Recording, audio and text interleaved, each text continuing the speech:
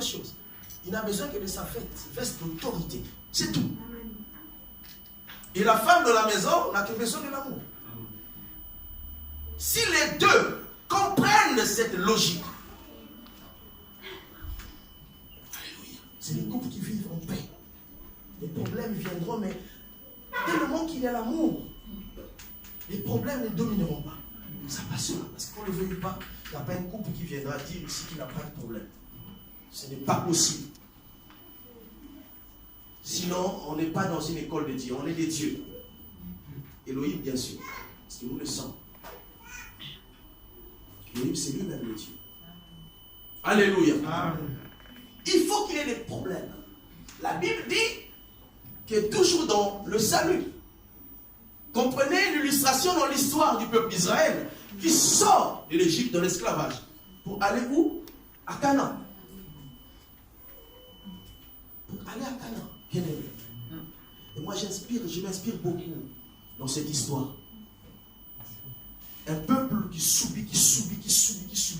Un jour Dieu se lève. Il dit, bon, aujourd'hui, je décide. Je prends ce peuple, je l'amène. Ce qui m'a rigolé, c'est que il y avait un chemin de 12 à 15 jours à droite, mais Dieu, il les amène sur un chemin de 40 ans. Alléluia.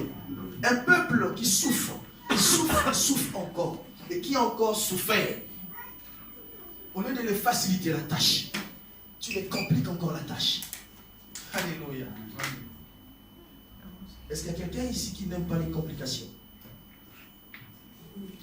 Alléluia. Il faut aimer les complications. C'est ça l'école de Dieu. Comprenez l'histoire qui illustre le salut. Vous allez comprendre que ce peuple aussi, selon la définition, les définitions qu'on nous a données, parce que même la guérison, selon la définition, c'est un salut. Mais Dieu ne se limite pas là. Tout ça explique le salut. Donc, l'indépendance, la Pâque de l'Éternel en Égypte expliquait aussi le salut. Parce que là, nous voyons qu'il n'y a pas le salut sans le sang. Dieu envoie 9 plaies. Et la 10e plaie, il exprime le sang, le sacrifice. Ça veut dire que depuis l'Égypte, on a compris ce acte du salut. Mais regardez un peu ce peuple qui sort de l'Égypte. 400 ans de la souffrance. Un chemin de 12 à 15 jours à pied. Mais Dieu, il préfère un contour. Lisez l'histoire. Vous allez comprendre que Dieu, il s'explique. Il dit que si ce peuple passait par le chemin des Philistins, les Philistins les attendaient pour la guerre. Et cette guerre n'engageait pas Dieu. Alléluia. Et vous allez comprendre qu'il faut aimer les difficultés dans la vie.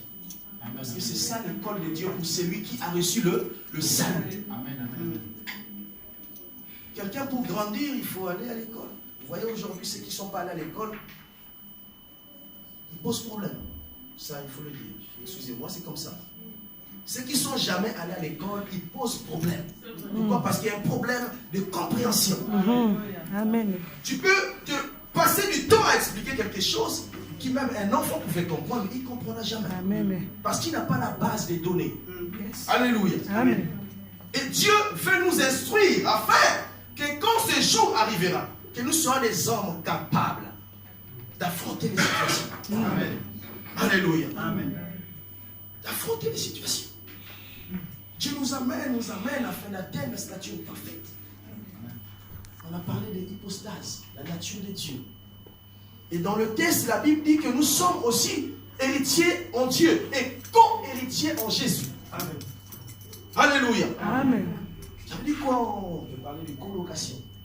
Donc on partage la même maison avec Jésus. On utilise le même congélateur avec Jésus. Le même réfrigérateur, le même réchaud à gaz, le même salon. Sauf les lits. Amen. Amen.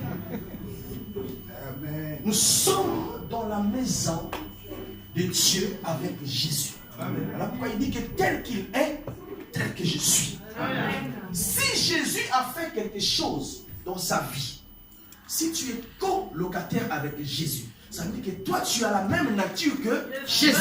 Alléluia. Yes. Si Jésus a guéri un malade, oh Dieu, que Dieu te bénisse, oh mon Dieu. Amen. Ça c'est des choses qui édifient. Si Dieu a guéri les malades, ça veut dire que toi, tu as la capacité de guérir les malades. Yes. Alléluia. Amen. Si Dieu a ressuscité les morts, ça veut dire que toi aussi, tu as la capacité de ressusciter un mort. Amen.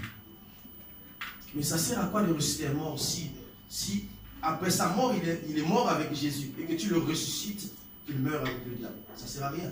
Voilà pourquoi tu peux aussi essayer. Mais Dieu, s'il ne veut pas, il ne voudra pas, parce que cet homme est déjà parti. Il a mérité le salut. Yes. Amen. Alléluia.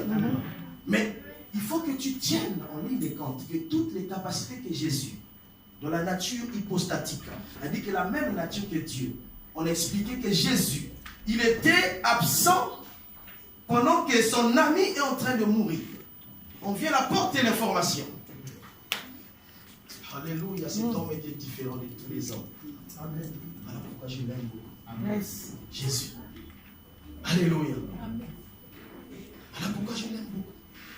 Quelqu'un m'a dit, mais toi tu es